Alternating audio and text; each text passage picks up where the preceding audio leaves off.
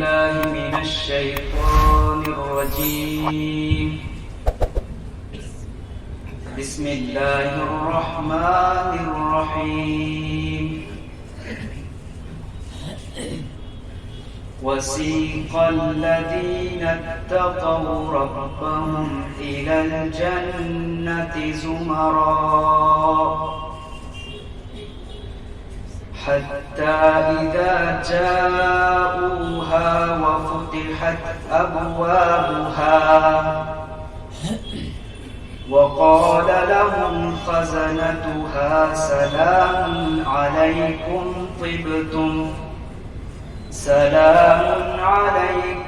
طبتم فادخلوها خالدين. وقالوا الحمد لله الذي صدقنا وعده وأورثنا الأرض نتبوأ من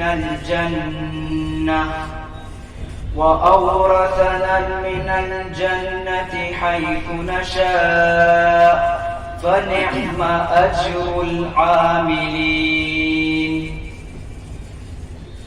وترى الملائكة حافين من حول العرش يسبحون بحمد ربهم وقضي بينهم بالحق وقيل الحمد لله رب العالمين.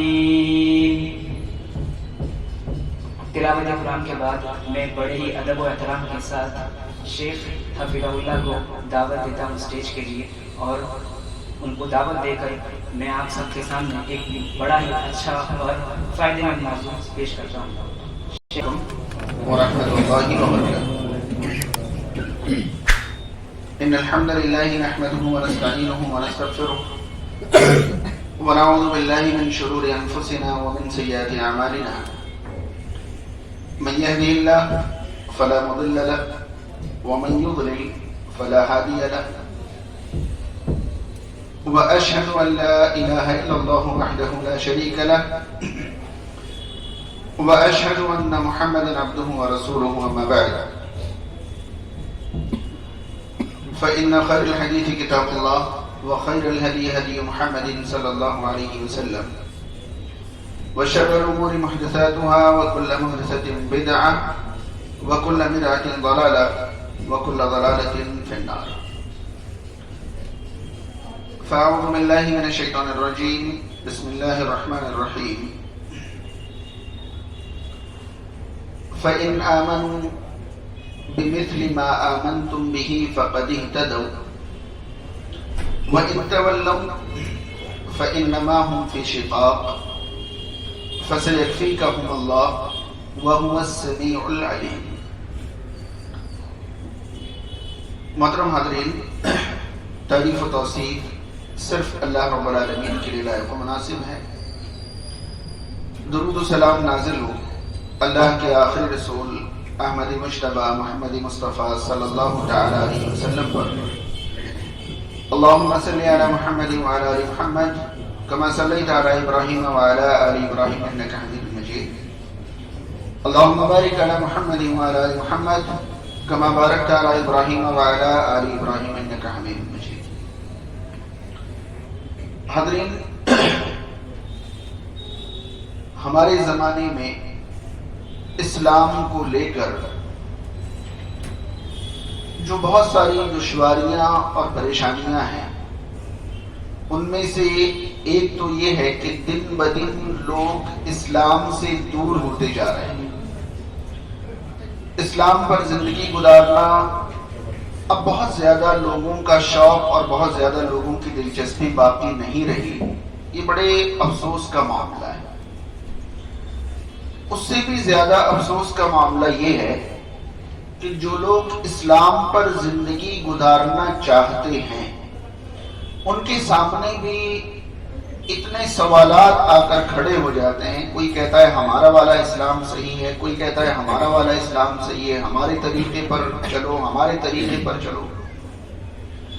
اب ایک عام آدمی جو اسلام پر زندگی گزارنا چاہتا ہے وہ پریشان ہو جاتا ہے کہ کن کی بات مانے کن کی نہیں مانے، کون صحیح ہے کون غلط ہے، پریشان سے ہو جاتے ہیں۔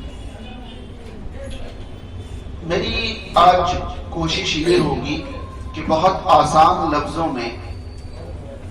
میں آپ کو وہ باتیں بتانے کی کوشش کروں جس کو اگر آپ ذہن میں رکھیں گے تو انشاءاللہ اسلام کا جو سب سے صحیح مضبوط اور سب سے اصل طریقہ ہے وہ سمجھنے میں ہمیں بڑی آسانی ہو جائے گی انشاءاللہ۔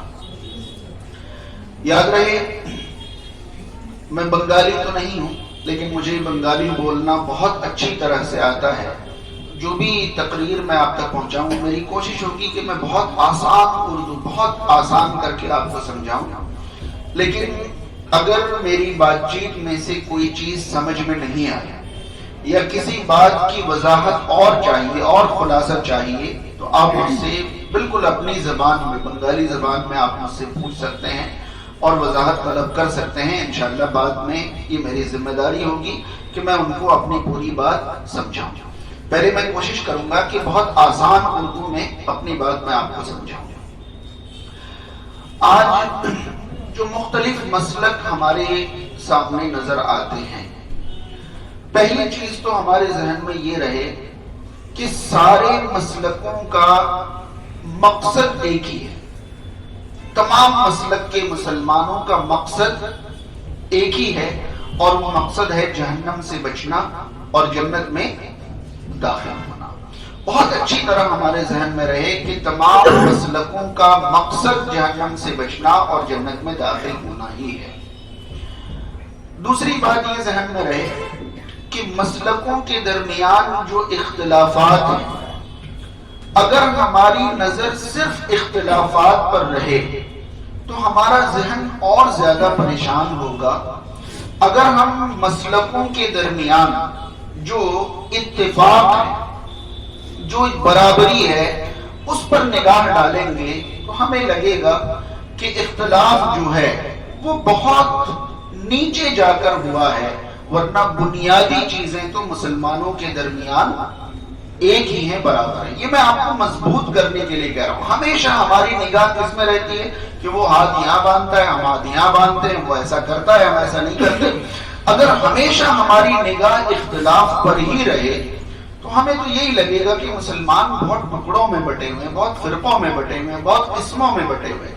آج میں آپ کو اور آگے بڑھنے کی کوشش کریں، دیکھیے پیچھے آپ پھر جگہ پیک ہو گئی،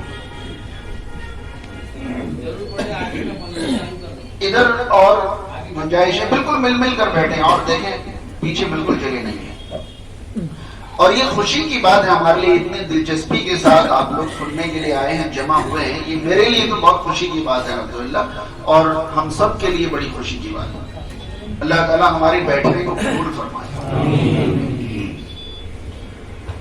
میں آج آپ کو محسوس کراتا ہوں، شاید اس طرف کبھی آپ نے دھیان بھی نہیں دیا ہوگا، میں آج آپ کو محسوس کراتا ہوں کہ مسلمانوں کے درمیان یکساں چیزیں جو ہیں، برابری کی چیزیں جو ہیں وہ کیا کیا ہیں۔ اسلام کے 5 بنیادی ارکان ہیں، سب کو معلوم ہے اسلام کے کتنے بنیادی ارکان ہیں؟ بالکل بنیاد بتا رہا ہوں میں، بیسک 5 اسلام کے بنیادی ارکان ہیں۔ سب سے پہلی چیز ہے شہادتین کا اقرار، اللہ کا ایک ہونا اور رسول اللہ صلی اللہ علیہ وسلم کی رسالت کا اقرار، اس کو شہادتین کہتے ہیں، مطلب 2 گواہی۔ شہادتین کا مطلب اشہد ان لا الہ الا اللہ، میں گواہی دیتا ہوں اللہ کے سوا کوئی سچا معبود نہیں، واشہد ان محمد رسول اللہ، اور میں گواہی دیتا ہوں کہ محمد صلی اللہ علیہ وسلم اللہ کے رسول ہیں۔ یہ اسلام کی پہلی بنیاد ہے، کسی کو شک ہے؟ نہیں۔ اب آپ بتائیے کہ کون سے مسلک میں اسلام کے بنیادی ارکان 6 یا 4 ہیں؟ کوئی مسلک بتائیے، نہیں آئی بات سمجھ میں؟ کسی مسلک میں اسلام کے بنیادی ارکان 6 ہیں، کسی میں 4 ہیں۔ سارے مسلکوں کے یہاں اسلام کے بنیادی ارکان کتنے؟ 5۔ ہر مسلک کے یہاں اسلام کا پہلا بنیادی رکن شہادتین کا اقرار ہے۔ کسی مسلک میں اس بارے میں کوئی اختلاف ہے کہ اسلام جو ہے سب سے پہلی بنیاد رکھتا ہے وہ کلمہ ہے؟ کسی کو اختلاف ہے کسی مسلک میں؟ نہیں. اسلام کی دوسری بنیاد 5 وقت کی نماز ہے. کسی مسلک کا اختلاف ہے اس میں؟ نہیں. اسلام کی تیسری بنیاد رمضان کے روزے. کسی مسلک کا اختلاف ہے؟ کوئی مسلک کہتا ہے کہ نہیں شوال کے روزے فرض ہیں یا محرم کے روزے فرض ہیں، رمضان کے نہیں فرض ہیں. کچھ مسلک والے رمضان میں روزہ رکھتے ہوں، کچھ مسلک والے کھانا کھاتے ہوں، ایسا ہے؟ ہر مسلک کے یہاں رمضان کے روزے. مال میں زکوٰۃ صاحب نصاب کو سال میں اپنے مال پر زکوٰۃ ادا کرنا ہے. کسی مسلک میں کوئی فرق ہے؟ کوئی اختلاف کسی مسلک میں نہیں. صاحب حیثیت کو زندگی میں ایک بار حج کرنا ہے. کسی مسلک نے منع کیا؟ تو اسلام کے 5 بنیادی ارکانوں میں مسلکوں کا اختلاف ہے؟ نہیں ہے. اب ان 5 ارکان کو اور نیچے اتر کر دیکھیں اور حیرانی ہوگی آپ کو. شہادتین 2 چیزوں کا اقرار اسلام کی پہلی بنیاد ہے.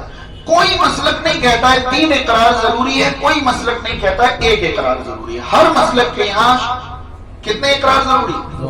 2 ہی. یہاں بھی کوئی فرق نہیں. آگے بڑھے. 2 اقرار میں پہلے رسول کا اقرار ضروری ہے، بعد میں اللہ کا اقرار. ایسا کوئی کہتا ہے؟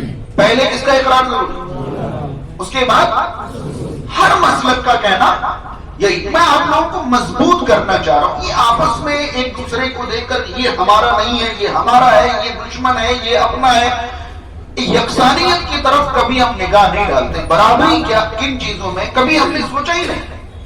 اور آگے بڑھے. دن اور رات میں نماز فرض ہے. کتنے ٹائم؟ 5 ٹائم. کوئی مسلک کہتا ہے 6 ٹائم نماز فرض ہے، کوئی مسلک کہتا ہے 4 ٹائم نماز فرض ہے. نہیں، سبھی مسلک میں نماز کتنے ہیں؟ 5 ٹائم. ٹھیک ہے. رمضان کے روزوں میں کوئی کہتا ہے نہیں 15 روزے فرض ہیں، کوئی کہتا ہے 20 روزے فرض ہیں، کوئی کہتا ہے نہیں 35 روزے فرض ہیں، کوئی کہتا ہے 30 روزے فرض. ایسا ہے؟ ہر مسلک کے یہاں کتنے روزے فرض ہیں؟ ایک مہینے کا، چاہے وہ مہینہ 29 کا ہو یا کوئی فرق نہیں. زکوٰۃ میں آپ جا کر دیکھیں تو آپ کو ملے گا کہ نصاب میں کوئی فرق نہیں. 2.5% زکوٰۃ فرض ہے، کوئی مسلک کہتا ہے نہیں 5% فرض ہے، کوئی مسلک کہتا ہے 1.5% فرض ہے. کہتا ہے کوئی؟ ہر ایک کے یہاں کتنا فرض ہے؟ 2.5% ہے. سب کسی بھی مسلک میں آپ جائیں 2.5% فرض ہے. حج کے بارے میں بھی آپ دیکھیں گے تو زندگی میں 10 بار حج فرض ہے، ایسا کہنے والا کوئی مسلک؟ کتنا ہی مالدار کیوں نہ اس پر حج فرض نہیں ہے، ایسا کہنے والا کوئی مسلک؟ زندگی میں کتنی بار حج فرض ہے؟ ایک اہل حدیث پر بھی ایک ہی بار حج فرض ہے اور باقی سارے مسلک والوں پر بھی ایک ہی بار فرض. اگر اور بھی آگے بڑھیں گے تب بھی آپ کو ملے گا کہ جو بنیادی چیزیں میں نے اسلام کی 5 بنیادیں بتائی، بنیاد کی تھوڑی سی وضاحت بتائی. اس کے بعد آپ دیکھیں کہ اگر اور آگے بڑھیں گے اور بہت ساری یکسانیت. فرض نماز کے لیے مسجد کا قیام ضروری ہے. کسی مسلک کا اختلاف؟ ہر مسلک کی مسجدیں دکھتی ہیں یا نہیں دکھتی؟ یعنی فرض نمازیں باجماعت مسجد میں قائم ہوگی، ہر مسلک کا یہی کہنا ہے نا. فرض نماز قائم کرنے کے لیے کیا کہی جائے گی؟ فرض نماز قائم کرنے کے لیے پہلے کیا پکارا جاتا ہے؟ اور کہیں پر کچھ اور پکارا جاتا ہو. چین میں، جاپان میں، انڈونیشیا میں کہیں کچھ اور پکارا جاتا ہو. ہر جگہ کیا پکارا جاتا ہے؟ اذان ہی پکارا جاتا ہے. نماز کے اندر بھی دیکھیں آپ ہاتھ کہاں باندھیں گے، یہاں اختلاف دکھتا ہے. ہمیں لگتا ہے ان کی نماز الگ، ہماری نماز الگ. ہمارے قاری صاحب ماشاءاللہ بیٹھے ہوئے ہیں، عالم دین ہیں، ان سے پوچھیں نماز کے ارکان کتنے اور کیا کیا، تو آپ پائیں گے ارکان میں کوئی فرق نہیں. ارکان نماز کی بنیادیں. قیام فرض ہے، کسی مسلک کا کوئی اختلاف؟ لیٹے لیٹے پڑھ لو، بیٹھے بیٹھے پڑھ لو، بغیر کسی پریشانی کے بھی لیٹے لیٹے پڑھ لو، بیٹھے بیٹھے چلے گا کسی بھی مسلک میں. قیام ہر مسلک میں کیا ہے؟ ضروری ہے.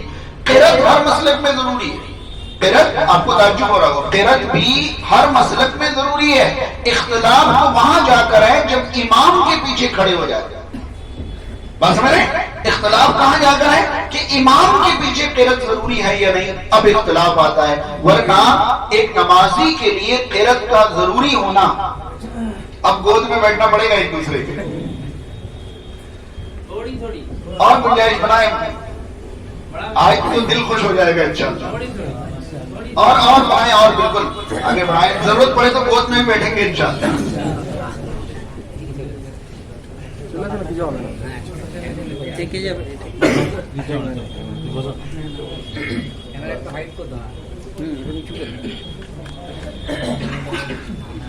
بات سمجھ میں آ رہی ہے؟ اب ہم نے دیکھا قیام، دیکھا قرأت، دیکھی قرأت کے بعد رکوع کرنا ہے، کسی مسلک میں قیام کے بعد سیدھا سجدہ ہے، بعد میں رکوع ہے، کسی بھی مسلک میں ہے پہلے سجدے کریں گے بعد میں رکوع کریں گے، ہے ہر مسلک میں پہلے قیام ہے، قیام میں قرأت ہے، قرأت کے بعد رکوع ہے، رکوع کے بعد قومہ ہے، قومہ کے بعد سجدے۔ کتنے سجدے ہیں ایک رکعت میں؟ کسی مسلک میں 4 سجدے، کسی میں 1 سجدہ، کسی میں 3 سجدے، نہیں تو فرق ہے کہاں؟ ہم برابری تو تلاش کریں، بہت کچھ ملے گا، ہم برابری ڈھونڈتے ہی نہیں ہیں، ہم تو صرف اختلاف ڈھونڈتے ہیں کہ ہمارا اور ان کا یہ فرق ہے، یہ فرق ہے، یہ فرق، اور اس سے دوریاں بڑھتی، اس سے دوریاں بڑھتی۔ اور آگے بڑھیں، اگر ہم یہ دیکھیں کہ نماز کی فرض رکعتیں، کہیں کوئی اختلاف، ہم فجر کی نماز کتنی رکعت پڑھتے ہیں؟ کون سا مسلک 4 رکعت پڑھتا ہے؟ کوئی مسلک 3 رکعت نہیں۔ ظہر کی نماز فرض کتنا پڑھتے ہیں؟ کوئی مسلک 3 پڑھتا ہے، کوئی 5 6، کوئی 2، کوئی نہیں، ہر مسلک کے لوگ فرض نماز ظہر کی کتنی پڑھتے ہیں؟ 4۔ کتنی مسکراہٹ چہروں پہ چھا رہی ہے ماشاءاللہ کہ سب جگہ تو ایک ہی چیز ہے۔ تو میں یہ باتیں آپ تک صرف اس لیے پہنچا رہا تھا کہ ہر مسلک کا مقصد جو ہے وہ جہنم سے بچنا اور جنت میں داخل ہونا ہے، اور ہر مسلک کی بنیادیں کیسی ہیں؟ ایک ہی ہیں۔ یہ بھولنا نہیں ہے کہ کسی بھی مسلک میں اسلام کے بنیادی ارکان 6 یا 4 نہیں ہے، ہر مسلک میں بنیاد 5 ہے۔ دوسری طرف اسلام سے پہلے ہمیں جس چیز کا درس دیا جاتا ہے وہ ایمان ہے۔ ایمان کے ارکان 6، کسی مسلک میں 4، کسی مسلک میں 5، کسی میں 7 8، ہر مسلک میں ایمان کے ارکان 6۔ اسلام کے ارکان 5 ہیں ہر مسلک میں، ایمان کے ارکان 6 ہیں ہر مسلک میں۔ اب ایک ایک کر کے دیکھ لیں۔ پہلا رکن ہے اللہ پر ایمان، آمنت باللہ، پہلا رکن کیا ہے؟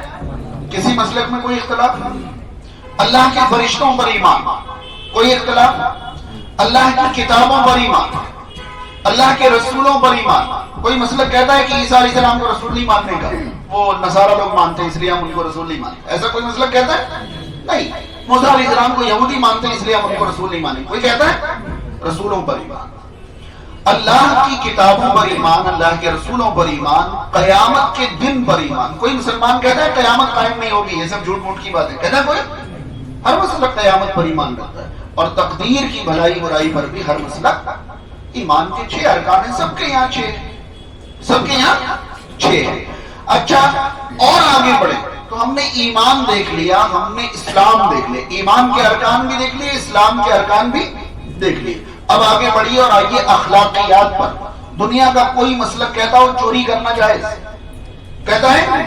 دنیا کا کوئی مسلک کہتا ہے جھوٹ بولنا جائز، دھوکے بازی کرنا، خیانت کرنا، دھوکہ دینا، امانت میں خیانت کرنا، صلہ رحمی نہیں کرنا، ساری چیزیں جو ہمارے یہاں اخلاق کے نام پر جو چیزیں منع ہیں کسی مسلک میں وہ جائز ہیں۔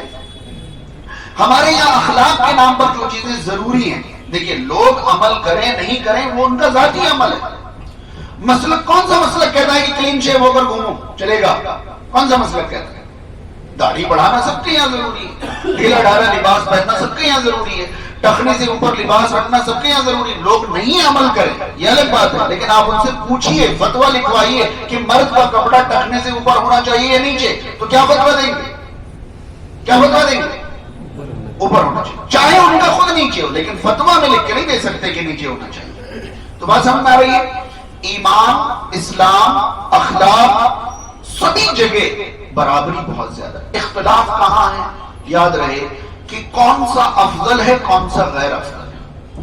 کون سا لازم ہے، واجب ہے، کون سا غیر واجب ہے، کون سا مستحب ہے، کون سا غیر مستحب ہے، کون سا زیادہ بہتر ہے، کون سا کم بہتر ہے، ان چیزوں میں کیا ہے؟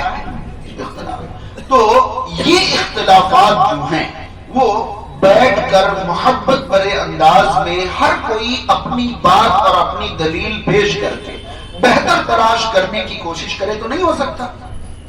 ہو سکتا ہے۔ ہم جس مسلک پر چلتے ہیں، میں جس مسلک پر چلتا ہوں اور جس مسلک پر چلنے والے یہاں جمع ہیں، ہمارا ماننا یہ ہے کہ یہ طریقہ جنت میں جانے کا سب سے آسان، سب سے بہتر، سب سے مضبوط طریقہ ہے۔ بات سمجھ رہے ہیں؟ لیکن مقصد ہر مسلک کے لوگوں کا یہی ہے جو ہمارا ہے۔ بات سمجھ میں آ رہی ہے نہیں آ رہی؟ اس لیے ہمیں سب سے پہلے یہ سمجھنا ہوگا کہ اگر کوئی ہمارے مسلک کا نہیں ہے تو ہم اسے کافر قرار دے دیں، ہم اسے مشرک قرار دے دیں، ہم اسے جہنمی قرار دے دیں، ہم اسے دیندار ہی نہیں سمجھیں، ہم اسے گمراہ قرار دے دیں۔ راستہ جو ہے اس میں ٹیڑھا میڑا پکڑ لیا ہے، لیکن جانا اس کو بھی وہی ہے۔ آپ 4 لین ہائی وے پر ہیں، کوئی رکاوٹ کہیں نہیں آ رہی، وہ گلیوں میں، بریکر میں، گڈھے میں اچھلتے کودتے جا رہا ہے، لیکن جانا اس کو بھی کلکتہ ہے، آپ کو بھی کلکتہ جانا ہے، مقصد دونوں کا سیم ہے۔ آپ اسے کہہ سکتے ہیں کہ وہ راستہ خراب ہے، پریشانی ہوگی، کمر دکھ جائے گی، گاڑی خراب ہو جائے گی، چور اچکے بھی مل سکتے ہیں، ایسا بول سکتے ہیں، لیکن آپ اس کو یہ نہیں کہہ سکتے کہ آپ کلکتہ ہی نہیں پہنچو گے۔ پہنچ جائے گا، تھوڑا ٹائم زیادہ لگ سکتا ہے، تھوڑی پریشانی ہو سکتی ہے اور دشواری ہو سکتی ہے۔ تو پہلی بات تو ہمارے ذہن میں یہ رہے کہ ہمیں مسلمانوں کو کافر نہیں قرار دینا ہے، مسلمانوں کو مشرک نہیں قرار دینا ہے، مسلمانوں کو دین سے باہر نہیں پھینک دینا ہے۔ یاد رہے، دنیا کے سب سے بڑے علماء جو پوری دنیا میں مشہور ہیں، اگر ان علماء سے بھی کسی انسان کے کفر کا فتویٰ مانگے تو وہ گھبراتے ہیں۔ کیا کرتے ہیں؟ وہ گھبراتے ہیں، وہ ڈرتے ہیں، اور ہم لوگ سمجھتے ہیں کہ بس جو ہمارا نہیں وہ اللہ کا نہیں، اللہ کے رسول۔ مقصد تو اس کا وہی ہے، ان کے علماء نے ان کو وہی طریقہ بتایا، ان کے علماء نے وہی چیزیں صحیح بتائیں۔ تو ہمیں چاہیے کہ ہم ان سے کہیں کہ بھائی دیکھو، میں اس طرف چلتا ہوں، آپ اس طرف چلتے ہو، دونوں مل کر اپنے اپنی رفتار کی، اپنے اپنے راستے کی دلیلیں پیش کرتے ہیں، جن کا زیادہ مضبوط ہوگا وہ اپنا لیا جائے گا۔ اس طرح سے اگر محبت بھرے انداز میں پہلے بات چیت ہو تو پہلی چیز تو ہمارے ذہن میں یہ رہے کہ ہم مسلمانوں کو مسلمان سمجھیں گے، کافر و مشرک نہیں سمجھیں گے، ان سے دشمنی اور نفرت نہیں کریں گے، طریقے الگ الگ ہو، بہتر طریقہ سمجھانے اور بتانے کی کوشش کریں گے۔ یہ بات سب سے پہلے اپنے ذہن میں ڈالنا ہے، ٹھیک ہے؟ ہاں، اب آگے بڑھتے ہیں۔ اب میں کہتا ہوں کہ میرا مسلک سب سے بہتر، سب سے مضبوط، سب سے اچھا ہے، یہی بات تو سب لوگ کہتے ہیں، یہی بات تو سب لوگ کہتے ہیں۔ اب میں انہیں کیسے بتاؤں کہ نہیں، میں جس مسلک پر چلتا ہوں یہی سب سے مضبوط اور سب سے اصل اور سب سے صحیح ہے، یہ میں کیسے سمجھاؤں؟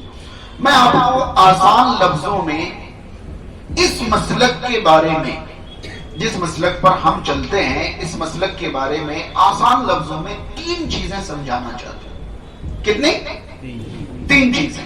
پہلی چیز آپ سمجھیں، پچھلی بات مکمل کر دوں، مسلمانوں میں دشمنی اور نفرت نہیں رکھنا ہے۔ یاد رکھیے، آج ہمارے ملک کا بھی یہی تقاضا ہے، آج حالات کا بھی یہی تقاضا ہے، آج حالات یہی کہہ رہے ہیں کہ مسلمانوں کو کیا ہو جانا چاہیے؟ ایک ہو جانا چاہیے۔ آج کے حالات کا تقاضا یہی ہے۔ ہاں، جس کے اندر جو کمی اور خرابی دکھے ہمیں اپنی طاقت بھر ان کی اصلاح کی کوشش کرنی ہے، لیکن محبت کے ساتھ، ہمدردی کے ساتھ، بھائی چارہ کے ساتھ، نفرت اور دشمنی کے ساتھ بالکل نہیں۔ پہلی بنیاد، ہم اس مسلک پر کیوں چلے، مسلک اہل حدیث پر کیوں چلے، اس کی پہلی بنیاد میں آپ کو بتاؤں۔ اس مسلک کی بنیاد کسی امتی کے نام پر نہیں پڑی، اس مسلک کی بنیاد کسی امتی کے نام پر نہیں پڑی ہے، باقی سارے مسلک امتی کے کسی نہ کسی شخص کے نام پر پڑی۔ فرق سمجھ میں آیا؟ حنفی مسلک کن کے نام پر پڑی ہوئی؟ امام ابو حنیفہ رحمۃ اللہ علیہ۔ یاد رہے، میرے دل میں امام ابو حنیفہ رحمۃ اللہ علیہ کی جو عزت ہے، جو احترام ہے، جو قدر اور مقام ہے، وہ میں جانوں اور میرا اللہ جانے۔ ان کا مقام، مرتبہ اور رتبہ اپنی جگہ، لیکن ان کے نام پر ایک مسلک بنا، یعنی کہ امت میں سے ایک شخص کے نام پر ایک مسلک بنا، اور یہ نام رسول اللہ صلی اللہ علیہ وسلم کے زمانے کا نہیں ہے، چاہے جتنے بعد کا ہو، جتنے قریب کا ہو، لیکن رسول کریم صلی اللہ علیہ وسلم کے زمانے کا یہ نام نہیں ہے۔ تو ایک آسان سا سوال پیدا ہوتا ہے، جب تک لوگ حنفی نہیں تھے، امام ابو حنیفہ رحمۃ اللہ علیہ کی پیدائش 80 ہجری میں ہوئی، کتنی؟ 80 ہجری میں ہوئی، 150 ہجری میں ان کی وفات ہوئی، تو 80 ہجری میں پیدا ہوئے، اگر ہم جوڑ لیں کہ 30 سال میں ان کا علم مکمل ہوا، اگر ہم مان لیں 20 25 30 سال میں ان کا علم ہوا، تو 80 اور 30 110 110 سال کون سے؟ اللہ کے نبی صلی اللہ علیہ وسلم کی ہجرت کے 110 سالوں تک دنیا میں مسلمان تھے یا نہیں تھے؟ یا نہیں تھے؟ وہ لوگ حنفی تو نہیں تھے نا، کیونکہ امام ابو حنیفہ رحمۃ اللہ علیہ ابھی دنیا میں نہیں آئے، وہ حنفی تو نہیں تھے، کچھ اور تھے، کیا تھے ہم بعد میں دیکھیں گے، لیکن یہ طے کر لیں کہ وہ حنفی نہیں تھے۔ اچھا، وہ مسلمان نہیں تھے ایسا کوئی کہہ سکتا ہے؟ نہیں، وہی تو مسلمان تھے، انہوں نے ہی تو دین ہمیں پہنچایا۔ اگر رسول کریم صلی اللہ علیہ وسلم کے ساتھ ہی مسلمان نہیں ہو تو اور کون مسلمان ہوں گے؟ تو یہ تو نہیں کہہ سکتے نا کہ وہ لوگ مسلمان نہیں تھے۔ آگے بڑھیے، امام مالک رحمۃ اللہ علیہ دوسرے امام ہیں چاروں ائمہ کرام میں سے، امام مالک رحمۃ اللہ علیہ 93 ہجری میں پیدا ہوتے ہیں، ٹھیک ہے، اور 164 ہجری میں ان کی وفات ہوتی ہے۔ امام مالک رحمۃ اللہ علیہ سے پہلے بھی مسلمان تھے، لیکن وہ مالکی نہیں تھے۔ امام شافعی رحمۃ اللہ علیہ 150 ہجری میں پیدا ہوتے ہیں، امام ابو حنیفہ رحمۃ اللہ علیہ جس سال وفات پاتے ہیں اسی سال امام شافعی رحمۃ اللہ علیہ پیدا ہوتے ہیں۔ تو امام شافعی رحمۃ اللہ علیہ 150 سال میں پیدا ہوئے، ان کی تعلیم کو بھی ہم 25-30 سال جوڑ لیں تو 175 سالوں تک مسلمان تھے، لیکن وہ شافعی نہیں تھے۔ امام احمد ابن حنبل رحمۃ اللہ علیہ 164 ہجری میں پیدا ہوتے ہیں، ان کے بھی اگر ہم 25-30 سال جوڑ لیں تو 190 سال ہو جائیں گے، تو 190 سال پہلے بھی مسلمان تھے، لیکن وہ حنبلی نہیں تھے۔ اب یہ جو مسلمان تھے یہ کون تھے؟ یہ تو حنفی بھی نہیں تھے، شافعی بھی نہیں تھے، مالکی بھی نہیں تھے، حنبلی بھی نہیں تھے، یہ کون تھے؟ مسلمان تھے جو قرآن اور حدیث کے مطابق، اللہ اور اس کے رسول صلی اللہ علیہ وسلم کی تعلیم کے مطابق زندگی گزارتے تھے، اور وہ سب سے بہترین مسلمان تھے جن کی بہتری کی گواہی اللہ کے نبی صلی اللہ علیہ وسلم نے دی تھی۔ اللہ کے نبی صلی اللہ علیہ وسلم نے یہ فرمایا تھا، خیر امتی قرنی ثم الذین یلونہم ثم الذین یلونہم، صحیح بخاری کی حدیث ہے کہ سب سے بہترین زمانہ جو ہے وہ میرا زمانہ ہے، خیر امتی قرنی، میری امت کا سب سے بہترین زمانہ میرا زمانہ، ثم الذین یلونہم، پھر ان کے بعد والے، پھر ان کے بعد والے، صحابہ، تابعین، تبع تابعین، یہ 3 زمانوں کو اللہ کے نبی صلی اللہ علیہ وسلم نے وہ سب سے بہترین مسلمان تھے، لیکن یہ سب نہیں تھے، یہ سب نہیں تھے۔ اب حنفی مسلک امام ابو حنیفہ رحمۃ اللہ علیہ کے نام پر، اور باقی سارے مسلک ائمہ کرام کے نام پر۔ ایک شیعہ مسلک، شیعہ مسلک میں ان کا ماننا یہ ہے کہ اہل بیت کے علاوہ اور کسی سے دین لینا جائز نہیں۔ جانتے ہیں آپ لوگ، شیعہ مسلک کا ماننا یہ ہے کہ اہل بیت کے علاوہ اور کسی سے دین سیکھنا جائز نہیں، وہ اہل بیت سے ہی دین لیتے ہیں، اور اہل بیت کے انہوں نے 12 امام بنا رکھے ہیں۔ کتنے؟ 12 امام بنا رکھے ہیں۔ ان کا مسلک سب سے زیادہ جن پر ڈیپینڈ کرتا ہے وہ امام جعفر صادق رحمۃ اللہ علیہ، اور امام جعفر صادق رحمۃ اللہ علیہ بہت بڑے عالم، بہت اچھے، بہت نیک، بہت صالح، ان کے نام پر جو بنا رکھا ہے بھائی بنانے والے جانے، لیکن امام جعفر صادق رحمۃ اللہ علیہ تو بہت ہی نیک اور بہت اچھے تھے۔ ان کی فقہ کو فقہ جعفری کہتے ہیں، فقہ جعفری کہتے ہیں۔ اب ہمارے ملک میں سب سے بڑی تعداد میں جو مسلک چلتا ہے وہ مسلک اعلیٰ حضرت، مسلک اعلیٰ حضرت، اور مسلک اعلیٰ حضرت تو ابھی 19ویں صدی کی ہے۔ کب کی ہے؟ 19ویں صدی کی ہے۔ امام احمد رضا خان جو ہیں وہ 19ویں صدی میں پیدا ہوئے، پھر انہوں نے جو سمجھایا اس کو مسلک اعلیٰ حضرت مانا گیا۔ تو اس سے پہلے لوگ مسلمان تھے یا نہیں تھے؟ لیکن مسلمان تھے، اعلیٰ حضرت کے مسلک پر نہیں تھے وہ لوگ مسلمان تھے یا نہیں؟ یہ تو ابھی 19ویں صدی کی بات ہے. میں تو پہلی صدی میں بھی بتایا کہ امام ابو حنیفہ رحمۃ اللہ علیہ کی پیدائش اور ان کے علم مکمل ہونے سے پہلے بھی مسلمان تھے. تو اعلیٰ حضرت کے ماننے والے بھی 19ویں صدی سے پہلے نہیں تھے. اور یہ سارے مسلک کسی نہ کسی نام سے جڑے ہوئے. سمجھ میں آ گیا؟ اب میں تھوڑی دیر چپ ہو جاتا ہوں اور آپ سب کو بولنے کا موقع دیتا ہوں. مسلک اہل حدیث کس شخص کے نام سے جڑا ہوا ہے؟ یہ میرا سوال ہے، آپ سب لوگ بول سکتے ہیں. نام بتائیے مسلک اہل حدیث کس امام کے نام کے ساتھ جڑا ہوا ہے، کس شخص کے نام کے ساتھ جڑا ہوا ہے، کس ہستی کے نام کے ساتھ جڑا ہوا ہے. مسلک اہل حدیث کے امام کون؟ خاموش ہوں میں، جو چاہیں بتا سکتے ہیں. اللہ کے نبی صلی اللہ علیہ وسلم. یہ مذاق کی بات نہیں ہے، بات یہ ہے کہ اس مسلک کی بنیاد کسی امتی پر نہیں رکھی گئی ہے. بات سمجھ رہے ہیں؟ اب دیکھیے اسلام سمجھنے میں، اسلام بہت دھیان سے، اسلام سمجھنے میں امام ابو حنیفہ رحمۃ اللہ علیہ کا مقام اور درجہ بہت بڑا، بہت بڑا. لیکن آپ سے یہ پوچھنا چاہتا ہوں، کیا امام ابو حنیفہ رحمۃ اللہ علیہ کے علاوہ اور کسی نے اسلام نہیں سمجھا؟ تو اگر کوئی یہ کہے کہ امام ابو حنیفہ رحمۃ اللہ علیہ نے جو سمجھا ہے وہی اسلام ہے اور کچھ اسلام نہیں ہے، تبھی حنفی بنے نا. مطلب ان کے علاوہ اور کسی کی سمجھ قبول نہیں کریں گے تب حنفی بنے. تو ایسا ہم نے کن کے ساتھ کیا کہ ہم ان کے علاوہ کسی کی سمجھ قبول نہیں کریں گے؟ اس شخص کا نام جاننا چاہتے ہیں. ہم نے کسی شخص کو ایسا کیا نہیں کیا ہے. تو یہ پہلی بنیاد ذہن میں رہے کہ اس مسلک کی بنیاد کسی امت کے نام پر نہیں ہے، کسی امتی کے نام پر نہیں ہے. باقی تمام مسلکوں کی بنیاد کسی نہ کسی امتی پر ہے جو نبی کریم صلی اللہ علیہ وسلم کے زمانے میں موجود نہیں تھے. یہ بات ذہن میں رہے کہ ہر مسلک کی بنیاد جن کے نام پر پڑی ہے ان کا وجود اللہ کے نبی صلی اللہ علیہ وسلم کے زمانے میں. پہلی بنیاد سمجھ میں آئی. دوسری بنیاد یہ ذرا بہت دھیان سے سنیں. دوسری بنیاد ہے ہر مسلک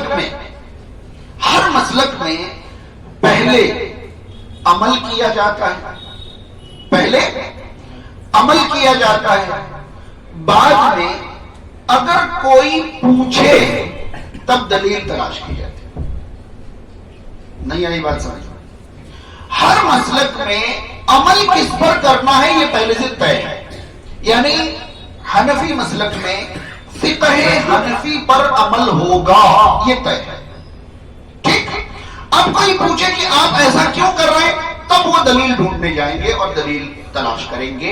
تب کوئی نہیں پوچھے تو کبھی دلیل نہیں تلاش کریں گے. 100 سال کے بعد پوچھے 100 سال کے بعد تلاش کریں گے. 1000 سال کے بعد پوچھے تو 1000 سال کے بعد. پہلے عمل، پھر بعد میں اگر کسی نے پوچھ لیا تو دلیل. اور ہمارے مسلک کی خصوصیت یہ ہے کہ پہلے دلیل پر پوری تحقیق میں جو سب سے مضبوط ثابت ہو اس پر عمل. یہ فرق ہے بنیادی طور پر اس مسلک اور باقی دنیا کے تمام مسلک. نہیں آئی بات سمجھ میں؟ ہمارے مسلک میں قرآن اور حدیث کو ہر پوائنٹ پر پہلے تحقیق کرا جاتا ہے، پرکھا جاتا ہے، پھر اس پر عمل کیا جاتا ہے. ساتھ اس اعلان کے ساتھ کہ آج اہل حدیث جس عمل پر قائم ہیں دین کے نام پر، یاد رہے بات دنیا کی نہیں چل رہی ہے، یہاں دنیا کی بات نہیں چل رہی، دین کے نام پر ہم جو کچھ بھی کرتے ہیں ہم وہ عمل کیوں کرتے ہیں یہ جواب دینے کی ذمہ داری ہماری ہے. اور ہمارا یہ اعلان ہے کہ اگر کوئی ہمارے مسلک سے، ہمارے عمل سے بہتر عمل کی اس سے مضبوط دلیل پیش کر دے تو آج رات کو، کل صبح کو، زندگی میں کسی بھی موقع پر ہم اس مضبوط عمل کو اپنانے کے لیے کیا ہے؟ تیار ہیں. یہ یہاں بیٹھ کر میرا اعلان ہے کہ سب سے مضبوط دلیل ہمارا مسلک ہے. آج اگر ہم کچھ کر رہے ہیں کل کوئی سمجھا دے نہیں اس سے مضبوط وہ ہے تو ہم اس مضبوط کو اپنانے کے لیے تیار ہیں، کیونکہ ہمارا مسلک پہلے سے بنا ہوا نہیں ہے کہ ہمیں اسی پر عمل کرنا ہے اور کوئی دلیل مانگے. دیکھیے پہلے عمل کریں گے بعد میں دلیل دیکھیں گے تو پریشانی کیا ہوتی ہے جانتے ہیں؟ کبھی کبھی بہت مضبوط دلیل مل جاتی ہے تو بہت خوشی ہوتی ہے، کبھی کبھی کمزور دلیل ملتی ہے تو زبردستی اس کو مضبوط کرنا پڑتا ہے، کیونکہ عمل تو وہی کرنا ہے، عمل تو بدلنا نہیں ہے۔ اب اتفاق سے جو عمل کر رہے ہیں اس کی دلیل کمزور مل گئی، اب اسے ٹیپ لگا کے پٹی کر کے کسی بھی طرح سے اس دلیل کو کیا کرا جاتا ہے، کیوں مضبوط کیا جاتا ہے؟ کیونکہ عمل بدلنا، عمل تو فقہ پر ہی ہونا ہے، فقہ حنفی پر عمل کریں گے، فقہ شافعی پر عمل کریں گے، فقہ حنبلی پر، فقہ مالکی پر، فقہ جعفری پر اور مسلک اعلی حضرت پر، عمل تو وہی ہونا ہے۔ اب دلیل مانگی جائے، ہم کہتے ہیں یہ دلیل تو محدثین نے اس کو کمزور قرار دیا، اچھا اس طرف سے ٹیپ لگا کے مضبوط کیا، اس طرف سے پٹی گھما کے، وہی مضبوط کریں گے اس لیے کہ انہیں عمل نہیں بدلنا ہے، انہیں تو اپنے فریم کو ہی مضبوط کرنا ہے۔ اور ہمارے ساتھ کیا ہوتا ہے، اگر کوئی کہے کہ بھئی یہ عمل مضبوط نہیں ہے، اس سے مضبوط دلیل یہ ہے، میں آپ کو 20 ایسی مثالیں بتا سکتا ہوں جو ہمارے علماء نے ہمارے اندر کوئی عمل دیکھا اور بات میں بتایا کہ یہ عمل مضبوط نہیں ہے بلکہ اس کی یہ دلیل زیادہ مضبوط، ہم نے فوراً کیا کیا، قبول کیا۔ اس پر ہمیں الزام دیا جاتا ہے کہ کل تک ان کا دین یہ تھا آج یہ ہو گیا، ہم تو دلیل والے ہیں، جب دلیل ملے گی اسی دن ہم بدل جائیں گے، ہم سے جو ہم عمل کر رہے ہیں اس سے بہتر دلیل ہمیں پیش کریے، آج بدل دیجیے، اور زندگی کے جس دن مل جائیں گا اس سے بہتر دلیل ہم اسی دن بدل جائیں گے، کیونکہ ہمارا مسلک جو ہے وہ مضبوط دلیل ہے۔ کیا ہے؟ ایک جملے میں ہم پہلے دلیل دیکھتے ہیں بعد میں عمل کرتے ہیں، اور ہر مسلک پہلے عمل کرتے ہیں بعد میں، یہ بھی پورا نہیں ہوا، پہلے عمل کرتے ہیں پھر کسی کے پوچھنے پر دلیل دیکھتے ہیں، اگر نہیں پوچھا جائے تو آپ کسی بھی انسان سے پوچھئے کہ تم یہ کیوں کرتے ہو، انہیں کچھ نہیں پتا کہ وہ ایسا کیوں کرتے ہیں، وہ کیا کہیں گے؟ یہی دیکھا ہے ہوتے ہیں۔ اگر کوئی نہیں پوچھے تو دلیل کبھی نہیں تلاش کریں گے۔ فرق سمجھ میں آ رہا ہے؟ اور سمجھانے کی کیا ضرورت ہے، آپ سب کی اپنی زندگی خود دلیل ہے، اپنی زندگی آپ سب کی خود ہی دلیل ہے۔ آپ نے کبھی اپنی زندگی میں کچھ کرتے ہوئے دلیل تلاش کری تھی؟ بس جو ہوتا ہوا دیکھا تھا آپ نے وہی کرتے، کسی نے پکڑا آپ کے بھائی یہ کیا کر رہے ہو، اس کی دلیل کہاں ہے، تب ایسے ایسے کر کے آپ جب نکلے تو دلیل نہیں ملی تو پھر آپ کی آنکھیں کھلی۔ تو یہ فرق ہے۔ کتنی بنیاد ہو گئی؟ 2۔ پہلی بنیاد ہمارے مسلک کی نسبت کسی امتی کی طرف نہیں ہے، دوسری بنیاد ہم پہلے عمل کرتے ہیں بعد میں دلیل دیکھتے ہیں، ایسے نہیں ہے بلکہ ہم پہلے دلیل دیکھتے ہیں بعد میں عمل کرتے ہیں۔ تیسری بنیاد، میں نے اپنی بات جہاں سے شروع کی وہاں لانا چاہتا ہوں۔ آج ہر مسلک کے مسلمانوں کا ایک ہونا، جمع ہونا وقت کی سب سے بڑی ضرورت ہے یا نہیں؟ ہے یا نہیں؟ میں نے ایک بنیاد دی آپ کو کہ آپ مسلمانوں میں اختلاف پر نظر نہیں رکھیں۔ کس پر نظر رکھیں؟ اتفاق پر نظر رکھیں، آپ کے دل میں خود ہی ہمدردی پیدا ہوگی۔ اور میں نے اتفاق کا سلیقہ دیا کہ یہاں دیکھیے ہم ایک ہیں، یہاں دیکھیے ایک ہیں، یہاں دیکھیے ایک ہیں، ہر جگہ ہم کیا ہیں؟ ایک۔ میں نے وہ سلیقہ دیا۔ اب میں اپنے مسلک کی تیسری بنیاد آپ کو بتاتا ہوں۔ آج میں یہاں کھڑے ہو کر یہ اعلان کروں کہ بھائی مسلمان بہت بکھرے ہوئے ہیں، بہت لڑے ہوئے ہیں، بہت الگ الگ ہیں، ٹکڑوں میں ہیں، یہ سب ختم کرتے ہیں اور سارے مسلمان کیا ہو جاتے ہیں؟ ایک ہو جاتے ہیں۔ اس لیے سارے مسلمان ایک ہو جاتے ہیں، اس لیے آج سے کوئی مسلک دنیا میں نہیں چلے گا، صرف حنفی مسلک چلے گا۔ مسلمان ایک ہو جائیں گے؟ بتائیے، اپنے دل پر ہاتھ رکھ کر بتائیے، مسلمان ایک ہو جائیں گے؟ سارے مسلک ختم۔ کیوں؟ کیونکہ آج وقت کی ضرورت ہے، ہر مسلک کو ختم کرو، صرف حنفی مسلک چلے گا اور دنیا کے سارے مسلمان ایک ہو جائیں گے۔ شافعی کہیں گے ہمارے امام میں کیا کمی؟ ہاں، حنفی مسلک ختم کرو، شافعی بن جاؤ سب، کہیں گے وہ کیا نہیں کہیں گے؟ ہاں، تو کیا شافعی مسلک کے نام پر سب لوگ ایک ہو جائیں گے؟ نہیں ہوں گے۔ ادھر سے مالکی کے ہمارے امام کمزور ہیں، مالکی مسلک چلے گا، باقی کوئی مسلک۔ ادھر ہمارے ہندوستانی بھائی کہیں گے اعلیٰ حضرت کا مسلک زندہ باد، مسلک اعلیٰ حضرت کوئی مسلک نہیں چلے گا، صرف مسلک اعلیٰ حضرت چلے گا۔ ہو جائیں گے مسلمان ایک؟ اب میں کھڑے ہو کر کہتا ہوں سارے کے سارے مسلکوں کو چھوڑ کر اللہ کے رسول صلی اللہ علیہ وسلم کے نام پر جمع ہو جاؤ، ہو جائیں گے جمع یا نہیں؟ ہو جائیں گے جمع یا نہیں؟ یا اللہ کے نبی صلی اللہ علیہ وسلم سے بہتر بھی کسی کی بات ہیں؟ نہیں۔ ہم دنیا کو جوڑنے آئے تھے، ہمیں الزام دیا جاتا ہے کہ انہوں نے فرقہ بنا دیا، انہوں نے ٹکڑے کر دیے، انہوں نے الگ کر دیے۔ ہم جمع ہونے کی وہ بنیاد اپنے پاس رکھتے ہیں جو دنیا میں کسی مسلک کے پاس نہیں، کسی مسلک کے پاس نہیں ہے۔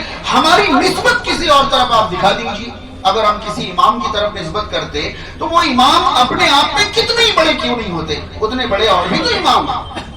ہم ان کی طرف بلاتے، وہ ان کی طرف بلاتے، وہ ان کی طرف، وہ ان کی طرف، پھر مسلمان کیا رہتے؟ بٹے ہوئے رہتے۔ ایک ہم تو رسول اللہ صلی اللہ علیہ وسلم کی طرف بلا رہے ہیں۔ اگر کوئی کہے نہیں میں رسول اللہ کے نام پر نہیں آؤں گا، اس کا تو ایمان ہی خطرے میں، اس کا تو اسلام ہی خطرے میں، ہاں ہے یا نہیں خطرے میں؟ تو اگر آج جہاں سے میں نے بات شروع کی تھی اس سپنے کو ہم ساکار ہوتے ہوئے دیکھنا چاہیں، ہم یہ چاہیں کہ دنیا کے سارے مسلمان ایک ہو جائیں، تو کس مسلک پر ایک ہو سکتے ہیں؟ سلف صالحین کے مسلک پر، صحابہ کرام کے مسلک پر، اور دنیا میں کسی مسلک میں مسلمان ایک نہیں ہو سکتے، کیونکہ ہمارے مسلک کی بنیاد امت کی کسی ہستی پر نہیں ہے۔ یہی وجہ ہے کہ اس مسلک کے علاوہ کسی میں دنیا کو جمع کرنے کی طاقت نہیں ہے۔ چلیے میں اسی بنیاد پر ایک اور سلیقہ آپ کو دیتا ہوں۔ ہمارا ایمان ہے اور آپ سب کا ایمان ہوگا کہ آج جو اختلاف دنیا میں مسلمانوں کے درمیان ہے، اس اختلاف کی عمر 1300 سال سے زیادہ ہو گئی۔ کتنی؟ 1300 سال سے زیادہ ہو گئی۔ اختلاف چل رہا ہے، ختم نہیں ہو رہا ہے، ہر کوشش کر رہا ہے، لیکن ہمارا ایمان ہے کہ امام مہدی کے نام پر سارے کے سارے مسلمان کیا ہو جائیں گے؟ جمع ہو جائیں گے۔ سارے کے سارے مسلمان امام مہدی کے نام پر۔ اب بتائیے کہ امام مہدی کس مسلک کو فالو کریں گے؟ امام مہدی علیہ الرحمہ کس مسلک کو فالو کریں گے؟ کس مسلک پر سب کو جمع کریں گے؟ قرآن اور سنت کے مطابق جمع کریں گے۔ اگر امام مہدی علیہ الرحمہ چاہیں کہ سارے کے سارے مسلمانوں کو حنفی بنا دیں تو ان کے نام پر بھی لوگ جمع نہیں ہوں گے۔ ارے بات سمجھ میں؟ امام مہدی علیہ الرحمہ کے ہاتھ پوری دنیا کا اختلاف ختم ہوگا، پوری دنیا کے مسلمان ایک ہوں گے، ان کی امامت کو ہر کوئی تسلیم کرے گا، ہمیں ان کا انتظار ہے۔ اور پتہ نہیں یہاں پر ہے یا نہیں، میں صرف یہ بتا دوں کہ آج کل میں نے سنا ہے کہ کونے کونے میں لوگ امام مہدی کا دعویٰ کر رہے ہیں۔ راجکوٹ میں نے سنا کہ کوئی بھی کہتا ہے کہ میں امام مہدی ہوں، میں عیسیٰ علیہ السلام ہوں۔ یاد رہے امام مہدی پر پوری دنیا کے مسلمان کیا ہوں گے؟ جمع ہوں گے، ایک ہوں گے۔ پوری دنیا کے مسلمانوں کا اختلاف مٹے گا اور ختم ہوگا، اور امام مہدی دنیا میں صرف 7 سال رہیں گے۔ کتنے سال؟ 7 سال حکومت کریں گے۔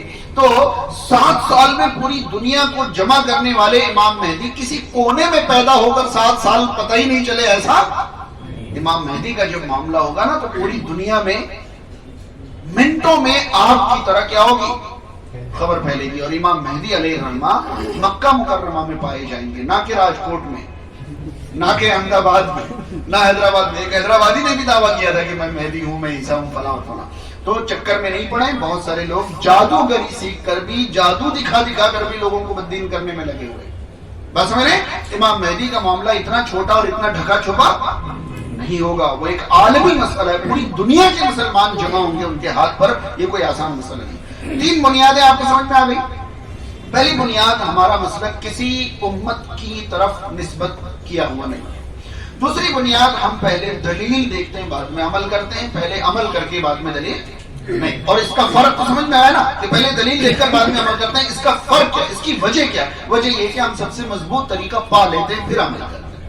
اور تیسری بنیاد میں نے آپ کو بتائی کہ دنیا کے کسی بھی مسلک کے نام پر دنیا کے مسلمانوں کو ایک نہیں کیا جا سکتا، جمع نہیں کیا جا سکتا، کیونکہ ان کی برابری کے لوگ موجود ہیں۔ امام ابو حنیفہ رحمہ اللہ بہت اونچا مرتبہ رکھتے ہیں، لیکن امام شافعی رحمۃ اللہ علیہ بھی کم مرتبہ نہیں رکھتے، امام مالک رحمۃ اللہ علیہ کا درجہ بھی کم نہیں ہے۔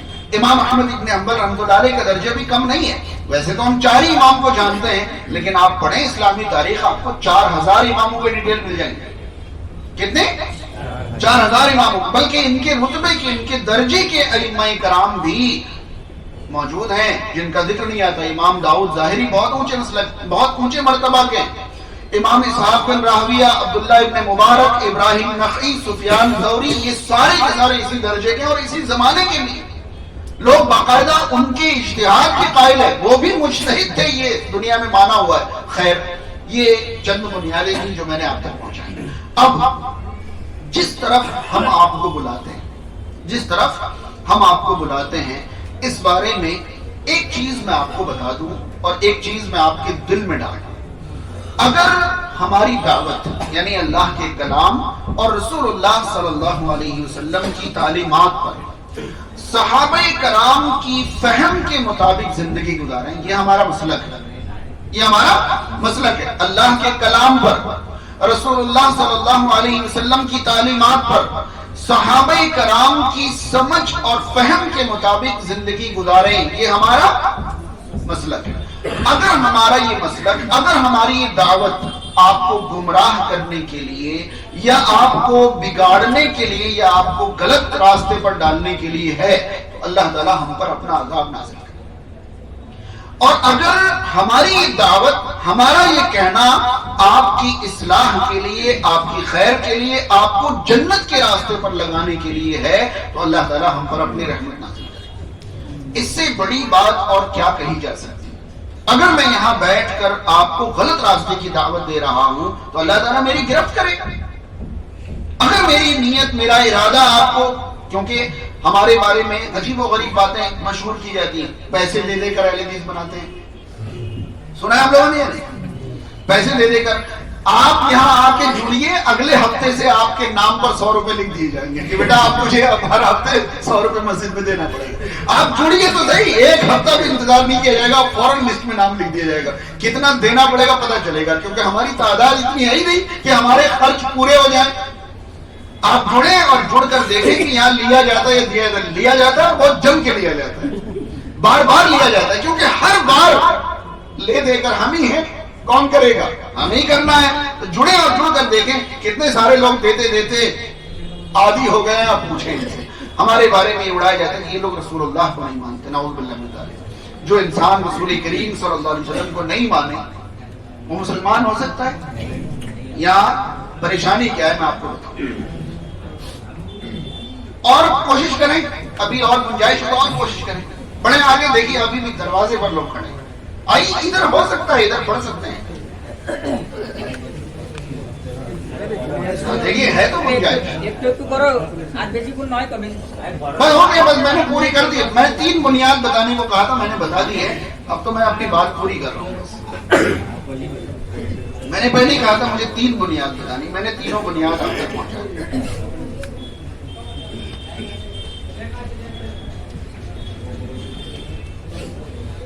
ذرا سی بھی جگہ نہیں بنی، ایک آدمی کی بھی جگہ نہیں بنی. خیر، اب میری بات سنیں. دیکھیے ایک سوال ہے میرا، بہت آسان سوال ہے. ہم لوگ عیسیٰ علیہ السلام کو مانتے ہیں یا نہیں مانتے؟ مانتے یا نہیں مانتے؟ اب ایک نصارہ سے پوچھیے. دیکھیے جس کو ہم لوگ عیسائی کہتے ہیں نا، ان کو عیسائی نہیں کہنا چاہیے. عیسائی تو ہم لوگ ہیں. عیسیٰ علیہ السلام کو صحیح طریقے پر تو ہم مانتے ہیں، وہ لوگ نصارہ ہے. اللہ تعالیٰ نے قرآن مجید میں ان کو کہیں عیسائی نہیں کہا، احادیث میں کہیں ان کو عیسائی نہیں کہا گیا. وہ عیسیٰ علیہ السلام کو نہیں مانتے، کیونکہ عیسیٰ علیہ السلام کو مانتے تو عیسیٰ علیہ السلام کو اللہ کا بیٹا ہرگز. عیسیٰ علیہ السلام نے سکھایا تھا کہ مجھے اللہ کا بیٹا مانو.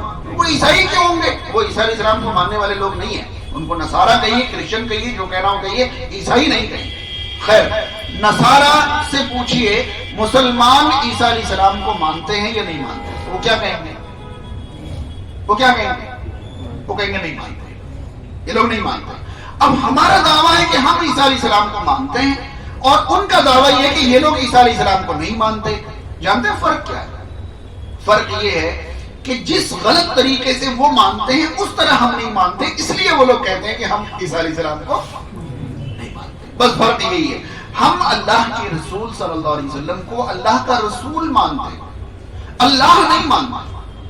اللہ نہیں مانتے، اللہ کا رسول مانتے ہیں۔ ہم یہ مانتے ہیں کہ رسول کریم صلی اللہ علیہ وسلم امت کو، دنیا کو دین سکھانے سمجھانے کے لیے آئے تھے۔ اگر کوئی کہے کہ نہیں وہ سب کی ضرورتیں پوری کرنے آئے تھے، مرادیں پوری کرنے آئے تھے، غیب کی خبریں رکھتے تھے اور ہر جگہ حاضر ناظر رہتے تھے اور فلاں تھا، اس طرح ہم نہیں مانتے۔ اس لیے ہمارے اوپر یہ الزام لگتا ہے کہ یہ اللہ کے رسول کو نہیں مانتے، جبکہ فرق ہے اس دونوں چیزوں میں۔ وہ جیسا مانتے ہیں ویسا صحابہ کرام نہیں مانتے تھے، ہم جیسا مانتے ہیں۔ ہمارے ہر عقیدے کی آپ ہم سے دلیل طلب کریں، انشاءاللہ وہ ہماری ذمہ داری ہے۔ کچھ لوگ کہتے ہیں یہ لوگ اماموں کو نہیں مانتے، یہ لوگ اماموں کو نہیں مانتے، یہ بھی ایسا ہی ہے۔ ہم لوگ اماموں کو نہیں مانتے، ایسا آپ نے کبھی کسی عالم ہمارے علماء کے منہ سے نہیں سنا ہوگا۔ میری ابھی اتنی بات چیت میں کہیں لگا کہ ہم اماموں کو نہیں مانتے، ہم اماموں میں سے کسی ایک کو طے کر کے نہیں مانتے، یہ ہمارا اعلان ہے۔ ہم اماموں میں سے کسی ایک کو طے کر کے، ایک بات بتائیں، حنفی مسلک کے لوگ امام شافعی رحمۃ اللہ علیہ کی بات پوری زندگی کبھی مانتے؟ حنفی مسلک کے لوگ امام مالک رحمۃ اللہ علیہ کی بات پوری زندگی کبھی مانتے نہیں۔ حنفی مسلک کے لوگ امام احمد ابن حنبل رحمۃ اللہ علیہ کی بات پوری زندگی کبھی مانتے؟ ایک آدمی ایک امام کی ساری باتیں مان کر تین امام کی بات کبھی نہیں مانتا ہے، لیکن وہ اماموں کو ماننے والا ہے۔ اگر یہی ہم چار میں کر دیں تو ہم اماموں کو نہیں ماننے والے، کیسا ظلم ہے؟ ہاں، فرق بتا دوں، دنیا میں جو لوگ بھی اماموں کو ماننے کا دعویٰ کرتے ہیں، میں اچھی طرح یقین دلا دوں کہ وہ لوگ صرف ایک امام کو مانتے ہیں۔ الحمدللہ ہم اماموں کو مانتے ہیں۔ امام کو ماننا اور اماموں کو ماننا فرق سمجھ میں آیا؟ ہم ہر امام سے دین کی رہنمائی لیتے ہیں الحمدللہ، وہ لوگ صرف ہر کوئی ایک امام کو مانتا ہے اور ہم اماموں کو مانتے ہیں الحمدللہ۔ اور کچھ لوگ ہیں وہ کہتے ہیں یہ لوگ اولیاء کو نہیں مانتے، یہ لوگ اولیاء کو نہیں مانتے۔ کیا پریشانی ہے؟ پریشانی وہی ہے، وہ اولیاء کو عبادت کرانا چاہتے ہیں، ہم نہیں کرتے۔ ہاں، وہ اولیاء سے مرادیں منگوانا چاہتے ہیں، ان سے دعائیں کروانا چاہتے ہیں، ان کو حاضر ناظر اور فلاں سمجھانا چاہتے ہیں، ہم نہیں سمجھتے۔ اللہ کے اولیاء جو ہیں، قرآن مجید میں کہا گیا کہ اللہ کے اولیاء کو کوئی خوف اور کوئی غم نہیں ہوگا۔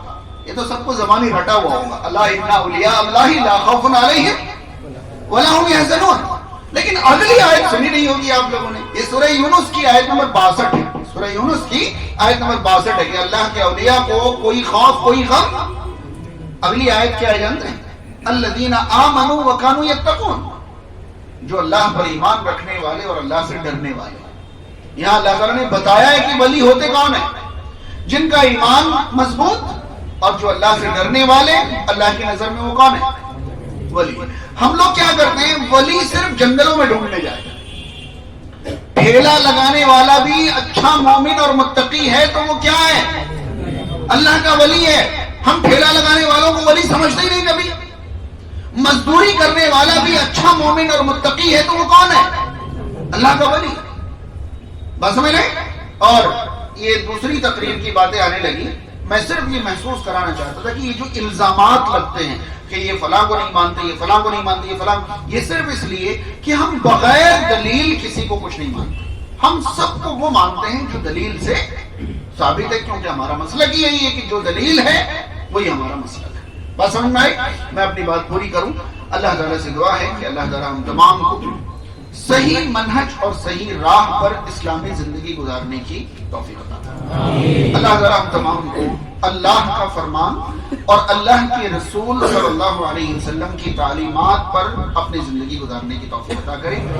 سماج اور معاشرے میں جو لوگ بیمار ہیں اللہ تعالیٰ ان کو شفائی کاملہ عطا کرے۔ جو پریشان حال ہیں اللہ تعالیٰ ان کی پریشانیاں دور فرمائے۔ جن کو رزق نہیں حاصل ہے اللہ تعالیٰ انہیں حلال اور طیب پاکیزہ رزق عطا فرمائے۔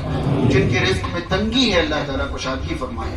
اللہ تعالیٰ ہم سب کو اپنا فرما بردار بنائے۔ جو فرما برداری ہم کرتے ہیں اللہ تعالیٰ اسے قبول فرمائے۔ جو نافرمانی ہم سے ہو جاتی ہے اللہ تعالیٰ اس سے توبہ کرنے کی ہمیں توفیق عطا فرمائے۔ اقول قولی ھذا استغفر اللہ لی ولکم ولسائر المسلمین والحمد للہ رب العالمین والسلام علیکم ورحمۃ اللہ وبرکاتہ۔ سوال یہ آیا ہے کہ جو آیت میں نے شروع میں پڑھی تھی فَإِنْ آمَنُوا بِمِثْلِ مَا آمَنْتُمْ بِهِ فَقَدِ اهْتَدَوْا، اللہ تعالیٰ نے سورہ بقرہ آیت نمبر 137 کے اندر فرمایا اگر لوگ اس طرح ایمان لائے جس طرح تم نے ان پر ایمان لایا ہے، اگر لوگ اس طرح ایمان لائے ہیں جس طرح تم نے ان پر ایمان لایا ہے تو وہ یقیناً ہدایت پا جائے گا۔ یہاں پر تم نے جو اللہ تعالیٰ نے فرمایا، یہ تم نے کون ہے؟ آسان لفظوں میں بتا دوں، صحابہ کرام۔ کون ہے؟ صحابہ کرام۔ کیوں؟ جب قرآن نازل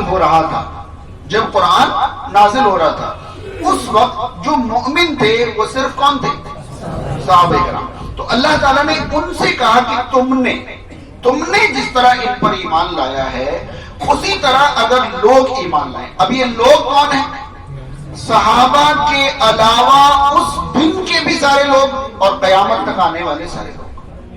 بات سمجھ رہے ہیں؟ اس دن بھی جو صحابی نہیں تھے وہ یہ آمنو میں شامل تھے اور قیامت تک آنے والے ہیں۔ یعنی ہمیں حکم ہے کہ صرف ایمان نہیں لانا ہے۔ کن کی طرح ایمان لانا ہے؟ صحابہ کی طرح ایمان لانا ہے۔ فَإِنْ آمَنُوا بِمِثْلِ مَا آمَنْتُمْ بِهِ فَقَدِ اهْتَدَوْا وَإِنْ تَوَلَّوْا، اور اگر انہوں نے منہ موڑا فَإِنَّمَا هُمْ فِي شِقَاقٍ، تو یقیناً وہ اختلاف میں۔ کن سے اختلاف میں؟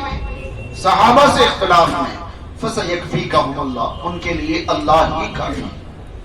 جو اس طریقے سے منہ موڑے گا ان کے لیے فَسَيَكْفِيكَهُمُ اللَّهُ، ان کے لیے اللہ ہی کافی ہے۔ وہ سمیع العلیم، اور وہ خوب سننے والا، خوب جاننے والا ہے۔ قرآن مجید سورہ بقرہ آیت نمبر 13 میں اللہ تعالی نے اس بات کو اس طرح بیان فرمایا، وَإِذَا قِيلَ لَهُمْ آمِنُوا كَمَا آمَنَ النَّاسُ قَالُوا أَنُؤْمِنُ كَمَا آمَنَ السُّفَهَاءُ أَلَا إِنَّهُمْ هُمُ السُّفَهَاءُ وَلَكِنْ لَا يَعْلَمُونَ۔